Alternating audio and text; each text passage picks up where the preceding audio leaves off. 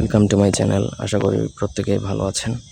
আজকে আমি আপনাদেরকে স্বামী স্ত্রীর মধ্যে ভালোবাসা সৃষ্টি হবার একটা অনেক প্রাচীন তাবিজ দেব, এবং এই তাবিজটা আমি নিজে প্রয়োগ করি।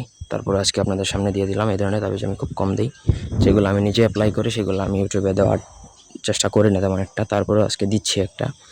এটা খুবই কার্যকর। আমি নিজে যেগুলো প্রয়োগ করব স্বাভাবিক, সেটা আমার সর্বোচ্চ পরীক্ষিত যেটা, সেটাই আমি প্রয়োগ করি এবং এটা খুবই ভালো কাজ করে। স্বামী স্ত্রীর মিল, মহব্বত, ভালোবাসা সৃষ্টির জন্য এর থেকে ভালো তাবিজ খুব কমই পাবেন। 10টা তাবিজ যদি ভালোবাসার তাবিজ থাকে স্বামী স্ত্রীর, তার মধ্যে এটা একটা খুব ভালো কাজ করে। ব্যক্তিগত যে কোনো প্রয়োজন কিংবা যে কোনো কাজ আমাদেরকে দিয়ে করাতে চাইলে স্ক্রিনে দেওয়া নাম্বারে সরাসরি ফোনে, হোয়াটসঅ্যাপে অথবা ইমোতে যোগাযোগ করে আপনাদের ব্যক্তিগত যে কোনো কাজ করাতে পারবেন, দেশে কিংবা দেশের বাইরে থেকে।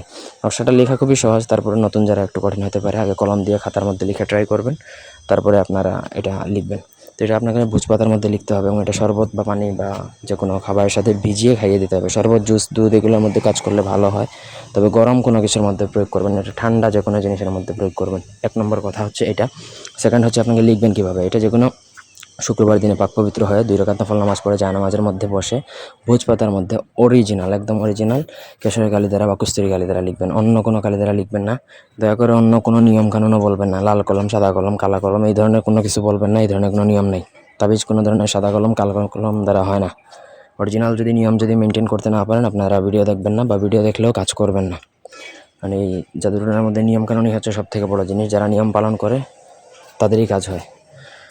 লিখবেন, লেখার পরে আপনাকে নিচে জাস্ট নাম লিখবেন। আপনার স্বামীর জন্য করলে স্বামীর নাম লিখবেন, তার বাবার নাম, মায়ের নাম লিখবেন। স্ত্রীর জন্য করলে স্ত্রীর নাম লিখবেন, তার বাবার নাম, মায়ের নাম লিখবেন। তারপর সেই পানি স্বামী স্ত্রী উভয়ই খাবেন, বা ঘরের যদি আরও লোকেরাও খায়, খাওক, সমস্যা নেই, কিন্তু যার নামে করা থাকবে তার উপরই কাজ করবে। এত পরিমাণ মিল, মহব্বত, ভালোবাসা সৃষ্টি হবে যে আপনি কল্পনা করতে পারবেন না। সারা জীবনের জন্য স্থায়ী থাকবে এটা। ধন্যবাদ সবাইকে।